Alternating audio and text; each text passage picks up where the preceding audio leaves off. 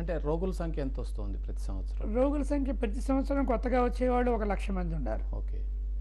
వీళ్ళలో కొంతమంది డయాలసిస్ మీద ఉన్నా, కొంతమంది ట్రాన్స్ప్లాంట్ మీద ఉన్నా, మొత్తం మీద సరి అయిన ట్రీట్మెంట్ జరుగుతూ సరి అయిన ట్రీట్మెంట్ పొందుతూ ఉన్న రోగుల శాతం చాలా తక్కువగా ఉంది. 1 or 2% కంటే ఎక్కువ లేదు. అంటే రోజు రోజుకి పేషెంట్ల సంఖ్య పెరుగుతూ ఉంది. డయాలసిస్ కానివ్వండి, అదేవిధంగా ట్రాన్స్ప్లాంటేషన్కి కానీ కూడా చాలా తగ్గిపోతూ ఉంది. ఈ నేపథ్యంలో ప్రభుత్వం అసలు ఎటువంటి చర్యలు తీసుకుంటోంది? ట్రాన్స్ప్లాంటేషన్ అంటే ఒక ఆర్గాన్, కిడ్నీ లాంటి ఆర్గాన్ తీసుకోవాలంటే ప్రస్తుతం డబ్బున్న వాళ్ళకి మాత్రమే సాధ్యమవుతున్నట్టుగా కనిపిస్తోంది.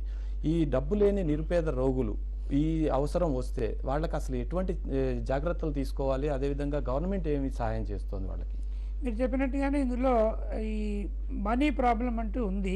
కానీ ఇందులో 2 ఉన్నాయి. కిడ్నీ ట్రాన్స్ప్లాంటేషన్ అవసరమైన వాళ్ళల్లో ఒకటి ధనాభావం చేత వాళ్ళు ఆపరేషన్ చేయించుకోలేకపోవడం అన్నది ఒక ముఖ్యమైనది.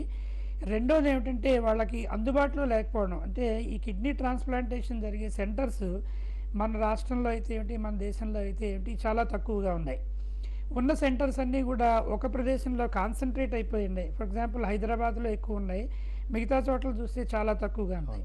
ఉన్న సెంటర్స్లో మనకి విశాఖపట్నంలో ఉన్నాయి, విజయవాడలో ఉన్నాయి తప్ప రాష్ట్రంలో మిగతా చోట్ల కిడ్నీ ట్రాన్స్ప్లాంటేషన్ చేసే సదుపాయాలు బహు తక్కువగా ఉన్నాయి. అంచేత అందుబాటులో లేకపోవడం ఒక ముఖ్యమైన కారణం. పోతే ఇంకా అంతకంటే ముఖ్యమైన కారణం ఏంటంటే కిడ్నీ ట్రాన్స్ప్లాంటేషన్లో అన్నిటికంటే ముఖ్యమైనది ఏమిటంటే మనకి ట్రాన్స్ప్లాంట్ చేసే కిడ్నీ దొరకడం అన్నది ముఖ్యమైన అంశం. సో ఇది మెయిన్గా కిడ్నీ మనం మార్చినప్పుడు రోగి తాలూకు బంధువులు, రక్త సంబంధీకుల దగ్గర నుంచి మార్చడం ఒక విధానం. రక్త సంబంధీకులు లేకపోతే ఎవరైనా వాళ్ళకి దాతలు, నా ఫ్రెండ్స్ కానీ ఎవరైనా అంటే ఏ విధమైన